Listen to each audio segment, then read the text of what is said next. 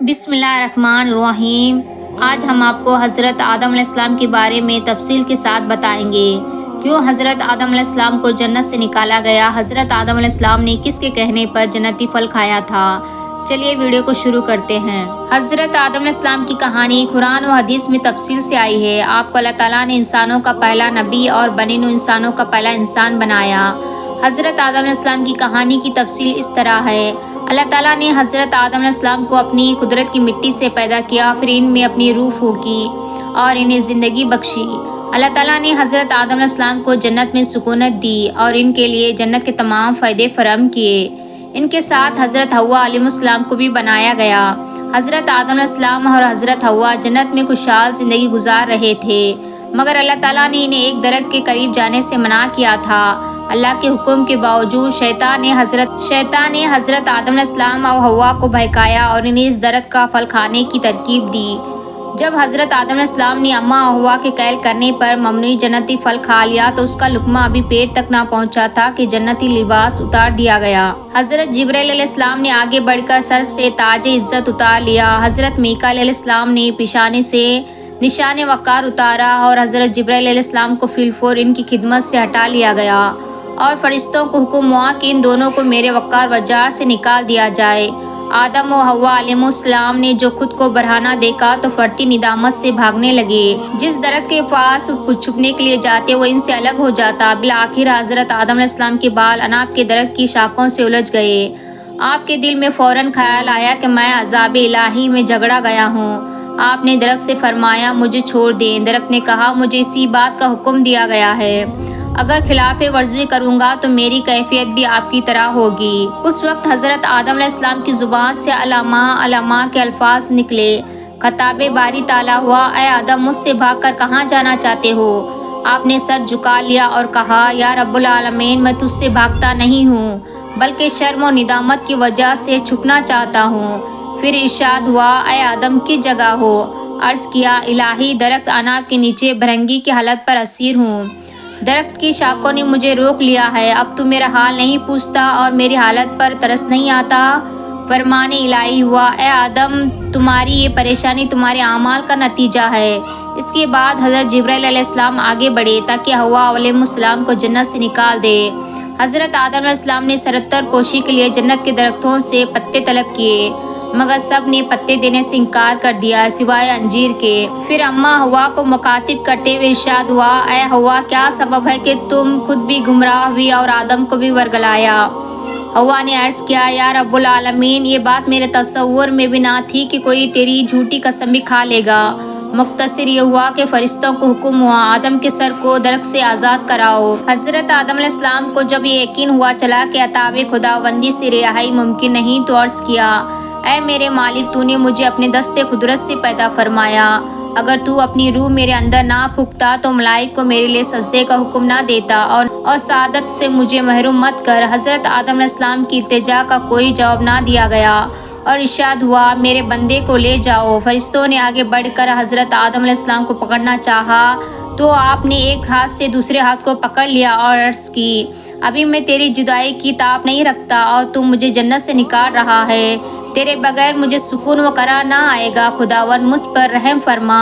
اس ارشاد پر بھی صرف اتنا حکم ہوا میرے بندے کو لے جاؤ۔ حضرت آدم علیہ السلام نے ایک درخت کو پکڑ لیا اور عرض کرنے لگے، مولا تو نے یہ وعدہ نہ فرمایا تھا کہ تیری نسل کو بڑھاؤں گا، ان میں سے رسول اور انبیاء کو مخاطب کروں گا، پہلے ادریس علیہ السلام کو مقام اعلیٰ عطا کروں گا اور نوح علیہ السلام کو طوفان میں کشتی کے ذریعے نجات دلاؤں گا، یا اللہ انہی کی وجہ سے مجھ پر رحم فرما۔ پھر بھی سنوائی نہ ہوئی اور حکم ہوا میرے بندے کو لے جاؤ۔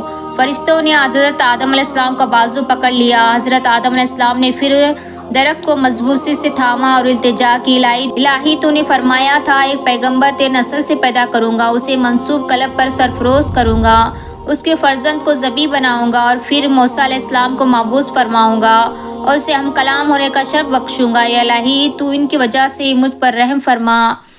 پھر فرشتوں کو حکم ہوگا میرے بندے کو لے جاؤ۔ پھر حضرت آدم علیہ السلام عرض کریں گے، اے میرے رب تیرا ایک پیغمبر حضرت محمد مصطفیٰ صلی اللہ علیہ وسلم ہے جس کو تو حبیب بنائے گا اور تمام مخلوق پر فضیلت عطا فرمائے گا، الہی اس ذات مقدس کی وجہ سے مجھ پر رحم فرما۔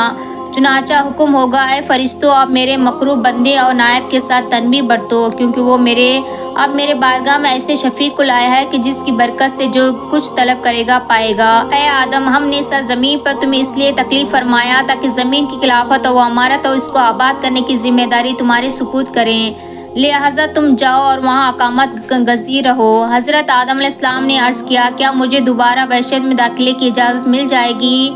چنانچہ قرآن پاک کی سورہ بقرہ میں کچھ یوں ارشاد ہے، پھر شیطان نے اسے اس جگہ سے ہلا دیا اور انہیں اس کی راحت کے مقام سے جہاں وہ تھے الگ کر دیا، اور ہم نے حکم دیا کہ تم نیچے اتر جاؤ، تم ایک دوسرے کے دشمن رہو گے۔ اب تمہارے لیے زمین میں ہی معینہ مدت تک جاری قرار ہے اور نفع اٹھانا مقدر کر دیا گیا۔ پھر حضرت آدم علیہ السلام نے اپنے رب سے عاجزی اور معافی کے چند کلمات سیکھ لیے، بس اللہ تعالیٰ نے ان کی دعا قبول فرما لی، بے شک وہی قبول کرنے والا مہربان ہے۔ ہم نے پھر فرمایا سب جنت سے اتر جاؤ، پھر اگر تمہارے پاس میرے طرف سے کوئی ہدایت پہنچے تو جو بھی میری ہدایت کی پیروی کرے گا ان پر کوئی خوف نہ ہوگا اور نہ ہی وہ غمگین ہوں گے، اور جو لوگ کفر کریں گے اور ہماری آیتوں کو جھٹلائیں گے تو وہی دوزخی ہوں گے، وہ ان میں ہمیشہ رہیں گے۔ یوں اللہ تعالیٰ نے حضرت آدم علیہ السلام کے دوبارہ جنت میں جانے کے سوال کا جواب ارشاد فرمایا۔ پھر حضرت جبرائیل علیہ السلام کی قیادت میں حضرت آدم و حوا علیہ السلام روانہ ہوئے۔ آپ علیہ السلام نے جبرائیل سے پوچھا مجھے کہاں لے جا رہے ہو؟ جبرائیل نے کہا جہاں جس مٹی سے آپ پیدا ہوئے تھے۔ پوچھا عارضی یا مستقل؟ جبرائیل نے کہا یہ بات میرے علم میں نہیں ہے۔ پوچھا وہاں میرا رفیق تنہا کون ہوگا؟ کہا وہی جس کے کہنے پر آپ نے پھل کھایا تھا۔ پھر یہ قافلہ یکا دیگرا زمین پر اترا۔ حضرت ابن عباس رضی اللہ تعالیٰ عنہ فرماتے ہیں حضرت آدم علیہ السلام کو مکہ اور طائف کے درمیان وہنہ کے مقام پر اتارا گیا۔ ابن ابا حاتم اور حضرت حسن بصری فرماتے ہیں کہ آپ کو ہند میں، حضرت حوا کو شہر جدہ میں، ابلیس کو بصرہ میں اور سانپ کو اسفہان میں اتارا گیا۔ بہرحال جب حضرت جبرائیل علیہ السلام حضرت آدم علیہ السلام کو چھوڑ کر واپس چل دیے تو آپ نے کثرت سے گریہ وزاری کی۔ اللہ تعالیٰ نے زمین کے جانوروں کو حضرت آدم علیہ السلام کی عادت کا حکم فرمایا۔ جب جانوروں کے گروہ جمع ہوئے آپ کے پاس پہنچے تو دیکھا حضرت آدم گردن ڈالے مصروفی گریہ تھے۔ تمام جانور متفق ہو کر واپس چل دیے کہ کہیں ہم بھی ان کی نافرمانی کی وجہ سے عذاب الہی میں گرفتار نہ ہو جائیں۔ اس سے حضرت آدم علیہ السلام کی گریہ وزاری میں اضافہ ہو گیا۔ اللہ تعالیٰ نے ان پر رحم فرمایا اور ان کی معافی کو قبول فرما لیا۔ رسول اللہ صلی اللہ علیہ وسلم نے فرمایا جب حضرت آدم علیہ السلام جب دنیا میں تشریف لائے تو ان کے جسم پر جنتی پتے لپٹے ہوئے تھے جو ان کی سطر پوشی کر رہے تھے، اور دنیا کی ہوا کی وجہ سے وہ پتے خشک ہو گئے اور ملک ہند میں چاروں طرف پھیل گئے۔ ان کی خوشبو پتوں کی اثرات دنیا کے درختوں اور پتوں میں اثر انداز ہو گئے اور ان کا اثر قیامت تک باقی رہے گا۔ حضرت عباس رضی اللہ تعالیٰ عنہ فرماتے ہیں کہ حضرت آدم علیہ السلام نے زمین پر تشریف لانے کے بعد سب سے پہلے جو کھانا تناول فرمایا وہ گندم کا تھا، اور ایک روایت میں ہے کہ حضرت آدم و حوا علیہ السلام نے جو سب سے پہلے لباس پہنا وہ بھیڑیا کے اون کا تھا۔